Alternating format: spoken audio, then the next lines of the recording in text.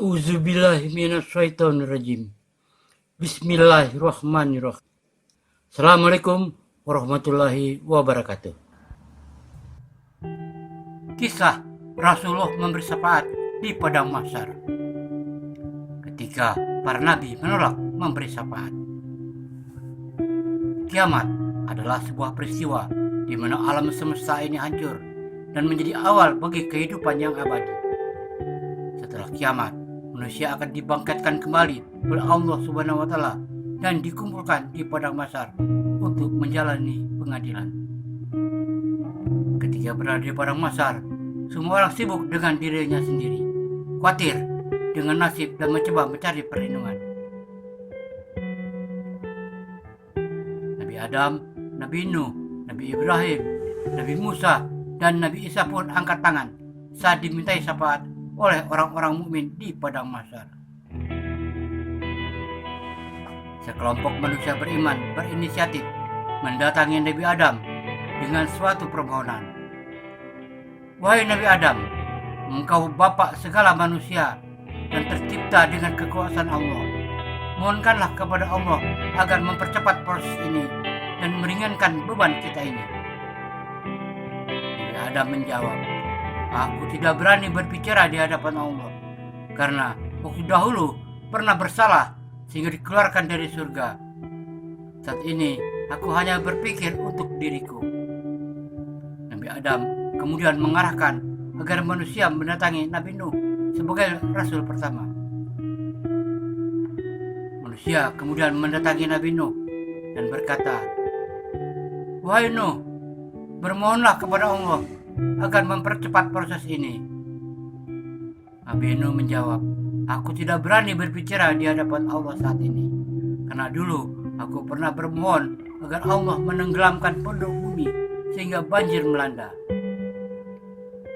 Nabi Nuh merasa bersalah dan malu berbicara dengan Allah. Dia hanya mengarahkan agar manusia menghadap Nabi Ibrahim sebagai kekasih Allah.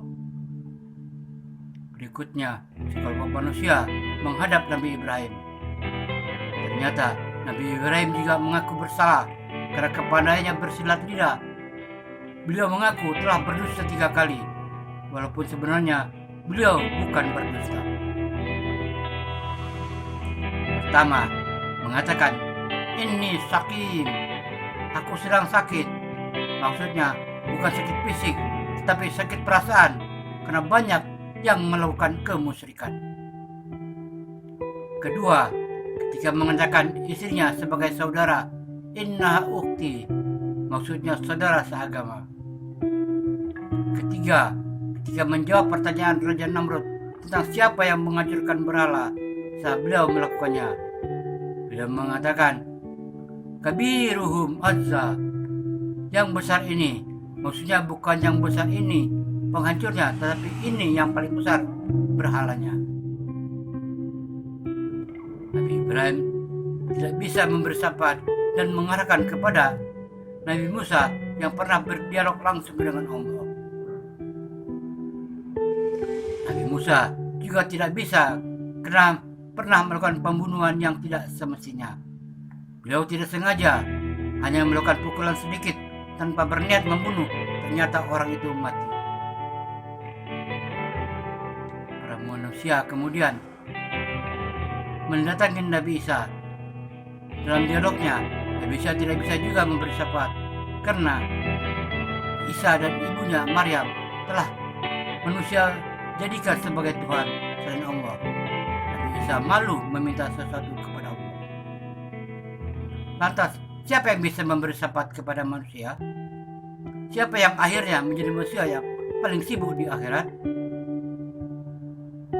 Akhirnya mereka mendatangi Nabi Muhammad SAW sebagai penutup para nabi. Nabi Muhammad saja yang berani merespon. Ayo umatku, ayo umatku, ayo umatku, mari datang ke sini. Ini memang wewenangku.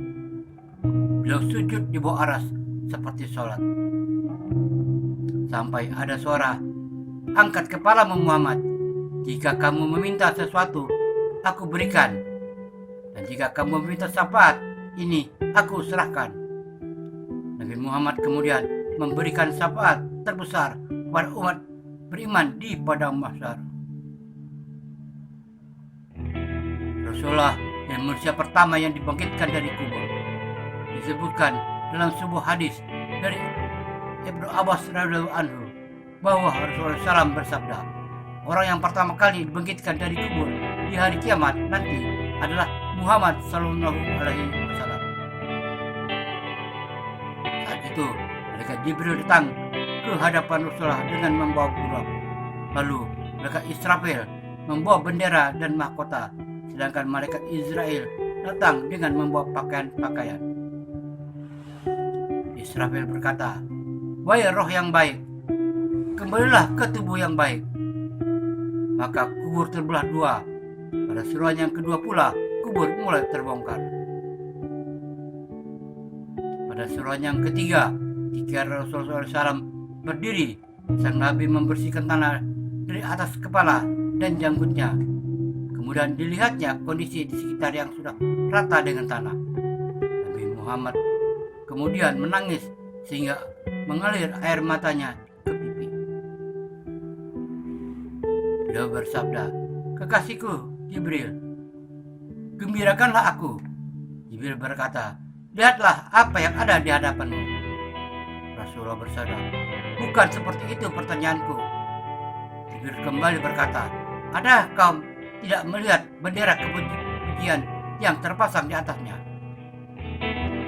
Rasulullah SAW bersabda, "Bukan itu maksud pertanyaanku. Aku bertanya kepadamu akan umatku. Di mana perjanjian mereka? Niscaya akan kuatlah pertolongan pada hari ini. Aku akan mensyafaatkan umatku." Wallahu a'lam bishawab. Semoga bermanfaat. Assalamualaikum warahmatullahi wabarakatuh.